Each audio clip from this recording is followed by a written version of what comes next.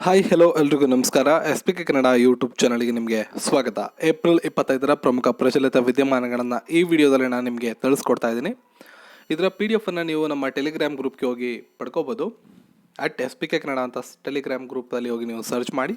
ಈ ವಿಡಿಯೋದ ಡಿಸ್ಕ್ರಿಪ್ಷನಲ್ಲಿ ಆ ಲಿಂಕ್ಸ್ನೆಲ್ಲ ನಿಮಗೆ ಕೊಟ್ಟಿರ್ತೇನೆ. ಜಂಟಿ ಗಡಿ ಪ್ರತಿಕ್ರಿಯಾ ಶಕ್ತಿ ರಿಯಾಕ್ಷನ್ ಫೋರ್ಸ್ ಪಾಕಿಸ್ತಾನದೊಂದಿಗೆ ಇತ್ತೀಚೆಗೆ ಯಾವ ದೇಶ ಘೋಷಿಸಿಕೊಂಡಿದೆ? ಸರಿಯಾದ ಉತ್ತರ ಆಪ್ಷನ್ 2 ಇರಾನ್ ದೇಶ. ಇರಾನ್ ಅಧ್ಯಕ್ಷ ಹಸನ್ ರಹಾನಿ ಅವರು ಇರಾನ್ ಮತ್ತು ಪಾಕಿಸ್ತಾನಗಳ ಉಭಯ ರಾಷ್ಟ್ರಗಳ ನಡುವಿನ ಗಡಿ ರೇಖೆಯನ್ನು ಉಗ್ರಗಾಮಿತ್ವವನ್ನು ಎದುರಿಸೋ ಒಂದು ಪ್ರಕ್ರಿಯೆಯಲ್ಲಿ ಪ್ರತಿಕ್ರಿಯೆ ಶಕ್ತಿ ಎನ್ನುವ ಒಂದು ಮಿಲಿಟರಿ ಕಾರ್ಯಾಚರಣೆಯನ್ನು ಮಾಡ್ತಾ ಇದ್ದಾರೆ. ಈ ಸೃಷ್ಟಿ ಮಾಡೋದಾಗಿ ಘೋಷಿಸಿದ್ದಾರೆ. ಪಾಕಿಸ್ತಾನದ ಪ್ರಧಾನಿ ಇಮ್ರಾನ್ ಖಾನ್ ಅವರು ತಮ್ಮ ಅಧಿಕಾರಾವಧಿಯಲ್ಲಿ ಮೊದಲ ಬಾರಿಗೆ ಇರಾನ್ಗೆ 2 ದಿನಗಳ ಕಾಲ ಭೇಟಿಯನ್ನು ನೀಡಿದಾಗ ಈ ಒಂದು ಮಾತುಕತೆ ನಡೆದಿದೆ. ಮುಂಬೈಯಲ್ಲಿ ನಿರ್ದೇಶಿತ ಕ್ಷಿಪಣಿ ವಿಧ್ವಂಸಕ INS ಇಂಪಾಲ್ ಅನ್ನು ಯಾರು ಪ್ರಾರಂಭಿಸಿದರು? ನಿರ್ದೇಶಿತ ಕ್ಷಿಪಣಿ ವಿಧ್ವಂಸಕವಾದಂಥ INS ಇಂಪಾಲ್. ಸರಿಯಾದ ಉತ್ತರ ಸುನಿಲ್ ಲ್ಯಾಂಬ್ನಾ. ಸ್ಥಳೀಯವಾಗಿ ವಿನ್ಯಾಸಗೊಳಿಸಲಾಗಿರತಕ್ಕಂಥ INS ಇಂಪಾಲ್ ಗೈಡೆಡ್ ಕ್ಷಿಪಣಿ ವಿಧ್ವಂಸಕವನ್ನು ನೌಕಾಪಡೆಯ ಮುಖ್ಯಸ್ಥರಾದಂಥ ಸುನಿಲ್ ಲ್ಯಾಂಬ್ನಾ ಅವರು ಮುಂಬೈನ ಮಾಜಗಾನ್ ಡಾಕ್ ಲಿಮಿಟೆಡ್ ಇದರಲ್ಲಿ ಪ್ರಾರಂಭವನ್ನು ಮಾಡಿದ್ದಾರೆ. ಯಾವ ದಿನಾಂಕದಂದು ವಿಶ್ವ ಪುಸ್ತಕ ಮತ್ತು ಕೃತಿಸ್ವಾಮ್ಯ ದಿನವನ್ನು ಆಚರಿಸಲಾಗುತ್ತದೆ? ಏಪ್ರಿಲ್ 23. ನೆನ್ನೆಯ ವಿಡಿಯೋವನ್ನು ನೀವು ತೆಗೆದು ನೋಡಿ.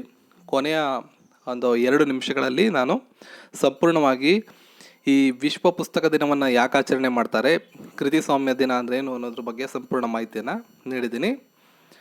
ವಿಶ್ವಾದ್ಯಂತ ವಿಶ್ವ ಪುಸ್ತಕ ಮತ್ತು ಕೃತಿಸ್ವಾಮ್ಯ ದಿನವನ್ನು ಏಪ್ರಿಲ್ 23, 2019ರಂದು ಪುಸ್ತಕಗಳ ಶಕ್ತಿಯನ್ನು ಹೈಲೈಟ್ ಮಾಡೋದಕ್ಕೆ ಮತ್ತು ಜನರಲ್ಲಿ ಅರಿವು ಮೂಡಿಸೋದಕ್ಕೆ ಆಚರಣೆ ಮಾಡಲಾಗುತ್ತೆ. ಯುನೆಸ್ಕೋದವರು ಇದನ್ನು ಆಚರಣೆ ಮಾಡ್ತಾರೆ. ನೆನ್ನೆ ವಿಡಿಯೋವನ್ನು ಒಂದ್ಸಲ ಚೆಕ್ ಮಾಡಿ, ಸಂಪೂರ್ಣ ಮಾಹಿತಿ ನಿಮಗೆ ಸಿಗುತ್ತೆ. India ranks the dash in index of cancer ಪ್ರಿಪೇರ್ಡ್ನೆಸ್ನಲ್ಲಿ ಭಾರತ ಎಷ್ಟನೇ ರ್ಯಾಂಕನ್ನು ಪಡ್ಕೊಂಡಿದೆ? ಸರಿಯಾದ ಉತ್ತರ ಆಪ್ಷನ್ 1 19ನೇ ರ್ಯಾಂಕನ್ನು ಪಡ್ಕೊಂಡಿದೆ. The Economist Intelligence Unit EIU ಇದನ್ನು ಬಿಡುಗಡೆ ಮಾಡಿದೆ 2019ರ ಈ ರ್ಯಾಂಕಲ್ಲಿ ಭಾರತ ಓವರಾಲ್ ಆಗಿ 19ನೇ ರ್ಯಾಂಕನ್ನು ಪಡ್ಕೊಂಡಿದೆ. 28 ರಾಷ್ಟ್ರಗಳ ಪಟ್ಟಿಯಲ್ಲಿ 64.9 ಅಂಕಗಳನ್ನು ಭಾರತ ಇದರಲ್ಲಿ ಸಂಪಾದನೆ ಮಾಡಿದೆ. ಈ ಒಂದು ಪಟ್ಟಿಯಲ್ಲಿ ಆಸ್ಟ್ರೇಲಿಯಾ ಮೊದಲನೇ ಸ್ಥಾನದಲ್ಲಿದ್ದರೆ, ನಂತರ ನೆದರ್ಲ್ಯಾಂಡ್, ಆಮೇಲೆ ಜರ್ಮನಿ ಕಂಡು ಬರ್ತವೆ. ಲೂಧಿಯಾನದಲ್ಲಿ ನಡೆದ 2019ರ ಸಂತೋಷ್ ಟ್ರೋಫಿಯನ್ನು ಇತ್ತೀಚೆಗೆ ಗೆದ್ದಂಥವರು ಯಾರು? ಆಪ್ಷನ್ 2 ಸರ್ವೀಸಸ್ ತಂಡ. ಲೂಧಿಯಾನದಲ್ಲಿ ಸರ್ವೀಸಸ್ ತಂಡ ಪಂಜಾಬ್ ತಂಡದ ವಿರುದ್ಧ 1-0 ಗೋಲುಗಳ ಮೂಲಕ ಸಂತೋಷ್ ಟ್ರೋಫಿಯನ್ನು ಈ ಸಲ ಗೆದ್ದುಕೊಂಡಿದ್ದಾರೆ. UAE ಡ್ಯಾಶ್ನಲ್ಲಿ ಮೊದಲ ಹಿಂದೂ ದೇವಾಲಯದ ಅಡಿಪಾಯವನ್ನು ಇತ್ತೀಚೆಗೆ ಹಾಕಿತು. ಸರಿಯಾದಂಥ ಉತ್ತರ Abu Dhabi option C. UAE United Arab Emirates ಇದರ ರಾಜಧಾನಿಯಾದಂಥ ಅಬುಧಾಬಿಯಲ್ಲಿ ಮೊದಲ ಹಿಂದೂ ದೇವಾಲಯದ ಅಡಿಪಾಯವನ್ನು ಇತ್ತೀಚೆಗೆ ಹಾಕಲಾಯಿತು. ಈ ದೇವಾಲಯ ವಸುದೇವ ಕುಟುಂಬಕಂ ಅನ್ನೋ ಒಂದು ಮೌಲ್ಯವನ್ನು ವ್ಯಕ್ತಪಡಿಸುತ್ತೆ. ATP ಮಾಸ್ಟರ್ಸ್ 1000 ಪ್ರಶಸ್ತಿಯನ್ನು ಗೆದ್ದ ಮೊದಲ ಇಟಾಲಿಯನ್ ಆಟಗಾರ ಯಾರು? ಫ್ಯಾಬಿನೋ ಗಾಗ್ನಿನಿ. ಈ ವಿಡಿಯೋದ ಕೊನೆಯಲ್ಲಿ ಇವ್ರ ಬಗ್ಗೆ ನಿಮಗೆ ಸಂಪೂರ್ಣ ಮಾಹಿತಿ ಸಿಗುತ್ತೆ. ಮನೀಶ್ ಮಹೇಶ್ವರಿ ಇವರು ಡ್ಯಾಶ್ಗೆ ಹೊಸ ವ್ಯವಸ್ಥಾಪಕ ನಿರ್ದೇಶಕರಾಗಿ ನೇಮಕಗೊಂಡಿದ್ದಾರೆ. ನಾನು ನೆನ್ನೆ ವಿಡಿಯೋದಲ್ಲಿ ಇದ್ರ ಬಗ್ಗೆ ನಿಮಗೆ ಡೀಟೇಲ್ಸ್ ಹೇಳಿದ್ದೀನಿ. ಭಾರತದ ಟ್ವಿಟರ್ ಹ್ಯಾಂಡಲ್ಗೆ ಮನೀಶ್ ಮಹೇಶ್ವರಿ ಅವ್ರನ್ನ ನೂತನ ವ್ಯವಸ್ಥಾಪಕ ನಿರ್ದೇಶಕರನ್ನಾಗಿ ಆಯ್ಕೆ ಮಾಡಲಾಗಿದೆ. 2019ರ ಏಪ್ರಿಲ್ 29ರಂದು ಭಾರತದ ಮಾರುಕಟ್ಟೆಗೆ ಟ್ವಿಟರ್ ಹ್ಯಾಂಡಲ್ಗೆ ನೂತನವಾಗಿ ಈ ಮಹೇಶ್ವರಿ ಅವರನ್ನು ಆಯ್ಕೆ ಮಾಡಲಾಗಿದೆ. ಪ್ರಮುಖವಾದಂಥ ಒಂದು ವಿಚಾರ ಏನಪ್ಪ ಅಂದರೆ, ಇಂಡೋನೇಷ್ಯಾ ರಾಮಾಯಣ ವಿಷಯದ ವಿಶೇಷ ಮುದ್ರೆಯನ್ನು ಬಿಡುಗಡೆ ಮಾಡಿದೆ. ಭಾರತದೊಂದಿಗೆ ರಾಜತಾಂತ್ರಿಕ ಸಂಬಂಧವನ್ನು ಸ್ಥಾಪಿಸೋದಕ್ಕೆ 70ನೇ ವಾರ್ಷಿಕೋತ್ಸವವನ್ನು ಗುರುತಿಸೋದಕ್ಕೆ ಇಂಡೋನೇಷ್ಯಾ ರಾಮಾಯಣದ ವಿಷಯದ ಮೇಲೆ ವಿಶೇಷ ಸ್ಮರಣಾರ್ಥ ಅಂಚೆಚೀಟಿಯನ್ನು ಇತ್ತೀಚೆಗೆ ಬಿಡುಗಡೆ ಮಾಡಿದೆ. ಸ್ಟ್ಯಾಂಪನ್ನು ಪ್ರಸಿದ್ಧ ಇಂಡೋನೇಷ್ಯಾದ ಶಿಲ್ಪಿ ಪದ್ಮಶ್ರೀ ಬಾಪಕ್ ನೈಮನ್ ಅವರು ವಿನ್ಯಾಸಗೊಳಿಸಿದ್ದಾರೆ. ಇದು ರಾಮಾಯಣದ ಒಂದು ದೃಶ್ಯ, ಜಟಾಯು ಸೀತೆಯನ್ನು ರಕ್ಷಿಸೋದಕ್ಕೆ ಹೋರಾಟ ಮಾಡ್ತಕ್ಕಂಥ ದೃಶ್ಯವನ್ನು ಬಿಂಬಿಸುತ್ತೆ. ಭಾರತದ ರಾಯಭಾರಿಗಳಂತ ಪ್ರದೀಪ್ ಕುಮಾರ್ ರಾವತ್ ಮತ್ತು ಇಂಡೋನೇಷ್ಯಾದ ಉಪ ವಿದೇಶಾಂಗ ಸಚಿವರಾದಂಥ ಅಬ್ದುಲ್ ರಹಾನ್ ಮೊಹಮ್ಮದ್ ಪಾಜಿಶ್ ಈ ಸಮಾರಂಭದಲ್ಲಿ ಭಾಗವಹಿಸಿದರು.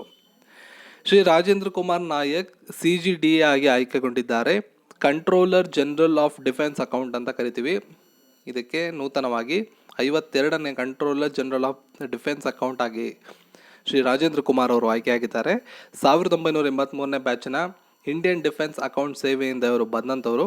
ಶ್ರೀ ನಾಯಕ್ ಅವರು ರಕ್ಷಣಾ ಖಾತೆಗಳ ಇಲಾಖೆಯಲ್ಲಿ ಮತ್ತು ಭಾರತ ಸರ್ಕಾರದಲ್ಲಿ ಹಲವಾರು ಪ್ರಮುಖ ಯೋಜನೆಗಳಲ್ಲಿ ಕೆಲಸವನ್ನು ಮಾಡಿದ್ದಾರೆ. ಈಗ ಇವರು ನೂತನವಾಗಿ ಇಲ್ಲಿಗೆ ಆಯ್ಕೆಯಾಗಿದ್ದಾರೆ.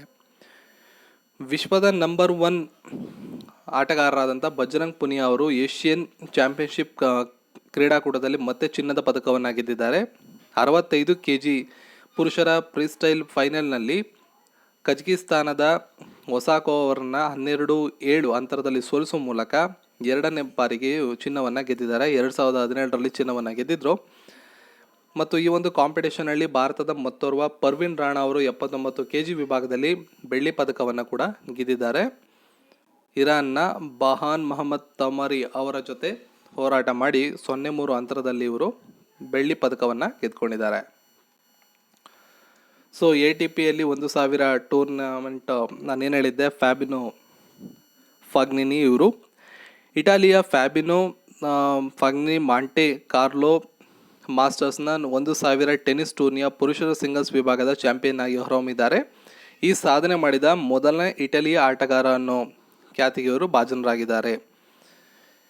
ಫ್ಯಾಬಿನೋ ಅವರು ಸರ್ಬಿಯಾದ ದುಸಾನ್ ಲಾಜೋವಿಕ್ ವಿರುದ್ಧ ಈ ಒಂದು ಪಂದ್ಯವನ್ನು ಗೆದ್ದುಕೊಂಡಿದ್ದಾರೆ. ಟೂರ್ನಿಯುದ್ದಕ್ಕೂ ನಾಟಕೀಯ ಪ್ರಸಂಗಗಳನ್ನು ಎದುರಿಸಿದಂಥ ಫಾಗಿನಿ ಅವರು ಕೊನೆಗೂ ಶ್ರೇಯಾಂಕ ರಹಿತ ಆಟಗಾರರ ವಿರುದ್ಧ ಗೆದ್ದು ಚೊಚ್ಚಲ ATP ಕಿರೀಟವನ್ನು ಮುತ್ತಿಟ್ಟರು. ಇವರು 2015ನೇ ಆಸ್ಟ್ರೇಲಿಯನ್ ಓಪನ್ ಪುರುಷರ ಡಬಲ್ಸ್ನಲ್ಲಿ ಸಿಮೋನ್ ಬಲೆಲೆ ಜೊತೆಗೂಡಿ ಪ್ರಶಸ್ತಿಯನ್ನು ಗೆದ್ದಿದ್ರು.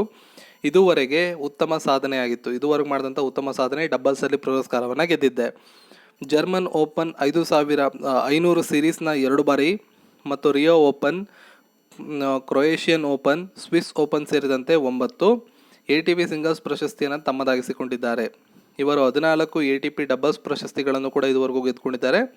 2011ರಲ್ಲಿ ಫ್ರೆಂಚ್ ಓಪನ್ ಕ್ವಾರ್ಟರ್ ಫೈನಲ್ಸ್ ಪ್ರವೇಶ ಮಾಡಿದ್ದು. ಗ್ರ್ಯಾಂಡ್ ಸ್ಲ್ಯಾಮ್ ಸಿಂಗಲ್ಸ್ನಲ್ಲಿ ಇವರ ಅತ್ಯುತ್ತಮ ಸಾಧನೆಯಾಗಿತ್ತು. ಪೋಂಗ್ನಾ ಇವರ ನಿಕ್ನೇಮ್ ಆಗಿದ್ದು. ಇವರು ಇಟಾಲಿಯನ್, ಇಂಗ್ಲಿಷ್, ಸ್ಪ್ಯಾನಿಷ್, ಫ್ರೆಂಚ್ ಭಾಷೆಯನ್ನು ನಿರರ್ಗಳವಾಗಿ ಮಾತನಾಡುವಂಥ ಅಪರೂಪದ ಟೆನ್ನಿಸ್ ತಾರೆಯಾಗಿದ್ದಾರೆ. ಇವರು 1987ರಲ್ಲಿ ಇಟಲಿಯಲ್ಲಿ ಜನಿಸಿದ್ದಾರೆ. ಸೊ ಮತ್ತೊಂದು ಬಹಳ ಪ್ರಮುಖವಾದಂತಹ ಅಂಶ ಅಂದರೆ ಏಪ್ರಿಲ್ 24 ನಿನ್ನೆ ಪಂಚಾಯತ್ ರಾಜ್ ದಿವಸನ ಆಚರಣೆ ಮಾಡಲಾಗಿದೆ. ಅದ್ರ ಬಗ್ಗೆ ಒಂದಿಷ್ಟು ತಿಳ್ಕೊಳ್ಳೋಣ. ಯಾವಾಗ ಆಚರಣೆ ಮಾಡ್ತಾ ಇದ್ದಾರೆ, ಆರಂಭವಾದದ್ದು ಯಾವಾಗ ಅಂತ ನೋಡೋದಾದರೆ, ದೇಶದಲ್ಲಿ 3 ಹಂತದ ಪಂಚಾಯತಿಗಳ ವ್ಯವಸ್ಥೆ ಜಾರಿ ತರುವಂಥ ವಿಧೇಯಕ 1993 ಏಪ್ರಿಲ್ 24ರಂದು ಪಾರ್ಲಿಮೆಂಟ್ನಲ್ಲಿ ಅಂಗೀಕಾರ ಆಯಿತು. ಈ ದಿನದ ಸವಿನೆನಪಿಗಾಗಿ ಏಪ್ರಿಲ್ 24ನ್ನು ರಾಷ್ಟ್ರೀಯ ಪಂಚಾಯತ್ ರಾಜ್ ದಿವಸ್ ಅಂತ ಆಚರಣೆ ಮಾಡ್ತೀವಿ. ಸಂವಿಧಾನದ 73ನೇ ತಿದ್ದುಪಡಿ ಅನ್ವಯ ದೇಶಾದ್ಯಂತ ಪಂಚಾಯತ್ ರಾಜ್ ವ್ಯವಸ್ಥೆ ಜಾರಿಗೊಳಿಸುವ ಮೂಲಕ ಅಧಿಕಾರ ವಿಕೇಂದ್ರೀಕರಣಕ್ಕೆ ಮುನ್ನುಡಿಯನ್ನು ಬರೆಯಲಾಗಿತ್ತು. ಇದರಿಂದಾಗಿ ಗ್ರಾಮ, ತಾಲೂಕು, ಜಿಲ್ಲಾ ಪಂಚಾಯತಿಗಳು ಸ್ಥಳೀಯ ಸರ್ಕಾರಗಳಂತೆ ಕಾರ್ಯನಿರ್ವಹಿಸಲು ಸಾಧ್ಯವಾಯಿತು. ಈ ಕ್ರಮದಿಂದ ಪಂಚಾಯತಿಗಳಿಗೆ ಹೆಚ್ಚಿನ ಬಲ ಬಂದಿದ್ದು ಮಾತ್ರವಲ್ಲದೆ ಜನರ ನೇರ ಸಹಭಾಗಿತ್ವ ಕೂಡ ಇದರಿಂದ ಸಾಧ್ಯ ಆಯಿತು. ಗ್ರಾಮೀಣಾಭಿವೃದ್ಧಿಯಲ್ಲಿ ಶ್ರೇಷ್ಠ ಸಾಧನೆ ತೋರಿದ ರಾಜ್ಯಗಳನ್ನು ಗುರುತಿಸಿ ಪ್ರಶಸ್ತಿಯ ಗರಿಯ ಮೂಡಿಸುವುದು ಪಂಚಾಯತ್ ರಾಜ್ ದಿವಸದ ಕಾರ್ಯಕ್ರಮದ ಪ್ರಮುಖ ಅಂಶಗಳಲ್ಲಿ ಒಂದು. ಕರ್ನಾಟಕದ ಬಗ್ಗೆ ನಾವು ಹೇಳಬೇಕು ಅಂದರೆ, ಕರ್ನಾಟಕವು ಸಮಗ್ರ ಪಂಚಾಯತ್ ರಾಜ್ ಕಾಯ್ದೆಯನ್ನು ಮೊದಲು ಜಾರಿಗೆ ತಂದಂಥ ಹೆಗ್ಗಳಿಕೆಯನ್ನು ಹೊಂದಿದೆ. 1993 ಮೇ 10ರಂದು ಕಾಯ್ದೆಯನ್ನು ಅನುಷ್ಠಾನಕ್ಕೆ ತರಲಾಗಿದ್ದು, ಇದಾದ 22 ವರ್ಷಗಳ ನಂತರ ಸಮಗ್ರ ತಿದ್ದುಪಡಿಗಳೊಂದಿಗೆ ನೂತನ ರೂಪವನ್ನು ಪಡೆದು 2015 ಡಿಸೆಂಬರ್ 16ರಂದು ರಾಜ್ಯಪಾಲರ ಅನುಮೋದನೆಯನ್ನು ಪಡೆದುಕೊಂಡಿದೆ. ಕರ್ನಾಟಕ ಗ್ರಾಮ ಸ್ವರಾಜ್ ಮತ್ತು ಪಂಚಾಯತ್ ರಾಜ್ ಅಧಿನಿಯಮ 1993 ಎಂಬ ಹೆಸರಿನೊಂದಿಗೆ 2016 ಫೆಬ್ರವರಿ 25ರಂದು ಅಧಿಕೃತವಾಗಿ ಜಾರಿಗೆ ತರಲಾಗಿದೆ. ಗ್ರಾಮೀಣಾಭಿವೃದ್ಧಿ ಇಲಾಖೆಯಲ್ಲಿ ಉತ್ತಮ ಸಾಧನೆ ತೋರುವ ಕರ್ನಾಟಕಕ್ಕೆ ಸತತ 3 ಬಾರಿ ಕೇಂದ್ರ ಸರ್ಕಾರದ ಪ್ರಶಸ್ತಿ ಇದುವರೆಗೂ ಸಿಕ್ಕಿದೆ. ಮಾಹಿತಿ ತಂತ್ರಜ್ಞಾನ ಅಳವಡಿಸಿಕೊಳ್ಳುವುದರಲ್ಲಿ ರಾಜ್ಯದ ಗ್ರಾಮೀಣಾಭಿವೃದ್ಧಿ ಮತ್ತು ಪಂಚಾಯತ್ ರಾಜ್ ಇಲಾಖೆ ದೇಶಕ್ಕೆ ಮಾದರಿಯಾಗಿದೆ ಅಂತ ನಾವು ಹೆಮ್ಮೆಯಿಂದ ಹೇಳ್ಕೋಬೋದು. ಈ ಹಿನ್ನೆಲೆಯಲ್ಲಿ ರಾಷ್ಟ್ರೀಯ ಈ ಪುರಸ್ಕಾರ ಕೂಡ ಇವರಿಗೆ ನಮ್ಮ ಕರ್ನಾಟಕಕ್ಕೆ ಸಿಕ್ಕಿದೆ. ಮಹಿಳೆಯರಿಗೆ ಮೀಸಲಾತಿ. ಕೇಂದ್ರ ಸಚಿವ ಸಂಪುಟದಲ್ಲಿ 27 ಆಗಸ್ಟ್ 2009ರಲ್ಲಿ ಪಂಚಾಯತ್ ರಾಜ್ ಸಂಸ್ಥೆಗಳಿಗೆ ಮಹಿಳೆಯರಿಗೆ 50% ಮೀಸಲಾತಿ ನೀಡಲು ಒಪ್ಪಿಗೆಯನ್ನು ಕೊಡಲಾಗಿತ್ತು. ಮಧ್ಯಪ್ರದೇಶ್, ಬಿಹಾರ್, ಉತ್ತರಾಖಂಡ್, ಹಿಮಾಚಲ ಪ್ರದೇಶ್, ಆಂಧ್ರ, ಛತ್ತೀಸ್ಗಢ, ಜಾರ್ಖಂಡ್, ಕೇರಳ, ಕರ್ನಾಟಕ, ಮಹಾರಾಷ್ಟ್ರ, ಒಡಿಶಾ, ರಾಜಸ್ಥಾನ್, ತ್ರಿಪುರಾ ರಾಜ್ಯಗಳಲ್ಲಿ ಪಂಚಾಯತ್ ರಾಜ್ ಸಂಸ್ಥೆಗಳಲ್ಲಿ ಮಹಿಳೆಯರಿಗೆ 50% ಮೀಸಲಾತಿಯನ್ನು ನೀಡಲಾಗಿದೆ. ಸೊ ಎಲ್ಲ ಮಾಹಿತಿಗಳು ನಿಮಗೆ ಉಪಯುಕ್ತ ಅನಿಸಿದ್ರೆ ಈ ವಿಡಿಯೋನ ಲೈಕ್ ಮಾಡಿ, ಶೇರ್ ಮಾಡಿ, ಜೊತೆಗೆ ಚಾನಲ್ನ ಸಬ್ಸ್ಕ್ರೈಬ್ ಮಾಡಿ. ಇದರ PDF ನಮ್ಮ ಟೆಲಿಗ್ರಾಮಲ್ಲಿ ಹೋಗಿ ಪಡ್ಕೊಳ್ಳಿ. Thank you.